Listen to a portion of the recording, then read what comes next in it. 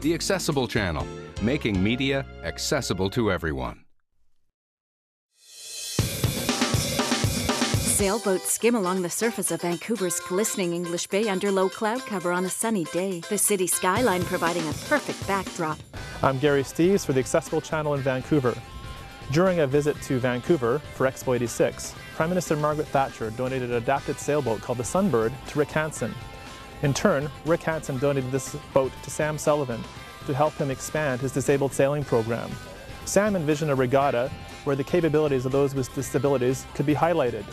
This is the 20th anniversary of the Mobility Cup. Canada is actually a leader when it comes to making sailing accessible for those with disabilities and with vision impairments. The Mobility Cup has competitors from all around the world, the United States, Puerto Rico, Europe, and even Australia.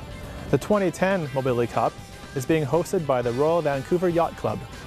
A disabled sailor brings about his adaptive skiff, filling his sail and propelling him forward. I'm standing here with Mike Carpenter. He's a disabled sailor at the Mobility Cup, and he's competing in the Silver Fleet. So Mike, could you tell me a bit about what is the Silver Fleet? There's two fleets, the silver and the gold, and the Silver Fleet is for people that are new to sailing or don't have as much experience, and they must sail with a companion. So there's the disabled sailor and a companion to help them navigate or whatever they might need. The Gold Fleet is for experienced sailors, and if they are able to, they can sail by themselves. So it gives them a bit of an advantage for weight. Oh, okay. And so as a sailor, you're visually impaired yourself. Yes. So you have a person in the boat with you who acts as your eyes? How does that work? Well, I can feel the wind, and so I set the sails according to that. But I ask for key points of navigation, like where the marker buoy would be, how many degrees off of our port or starboard side, and we go based on that. And of course, she would tell me, or he would tell me about any other boats around. I would ask where the other boats are, what their tack is, so I could adjust to that and be careful of what my next move won't cause any accidents or anything. The boats I understand that they're using here are called the Martins. Yeah. Have you used the Martin very much? Can you describe it a little bit for us? I've used it only twice. It has a self-tacking jib, so there's only one jib sheet, and it's on a boom like the main sail. Okay. So you only have one main sheet, one jib sheet, and they're close together so you can operate them both with one hand if you want.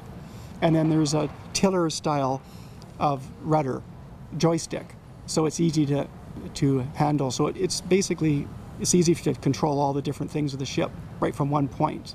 And what kind of things do you get out of sailing? Well, it's neat to be able to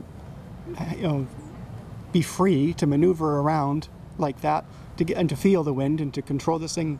Being blind is kind of interesting. It's something different to do for sure. And sailing's a great thing. You're out in the weather, and there's all sorts of it's a great feeling to be out there. And what are your expectations here at your first Mobility Cup? Hopefully I'll do better at the end of it than I will be at the beginning of it. I don't have much, I don't know what I'm up against. I haven't been to this course. I haven't been, here before. I haven't been to a regatta before. It's my first regatta. So if I improve, that would be great. And if I have a good time, which I'm counting on, that'll be great too. But we'll see how I do. Regatta participants stay intact, their sponsors' names adorning the sides of their Martins. We're talking with John Buchanan. He's a competitor at this year's Mobility Cup. John, you're from New Zealand, so I'm curious what brings you all the way from New Zealand to compete at the Mobility Cup? What makes the Mobility Cup special? Well, in Auckland, there's about 4 guys have been over here in previous Mobility Cups, and they've always said what a marvellous time they've had, competing and enjoying the company and everything. So I said, well, I think I'll give it a go myself. And it's turned out great. And so how long have you been sailing? About 5 years. And is there a disabled sailing program similar to what they have here in New Zealand? We have a program called Sailability, and we've got about 8 Liberty boats, which is very similar to the Martins we have here. And that's been going for about 10 years. Yeah.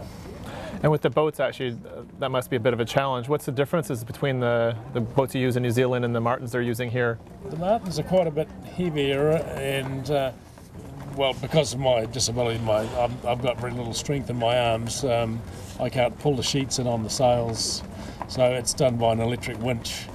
And all we have in Auckland, we just have a little, like a joystick, which you operate your sails.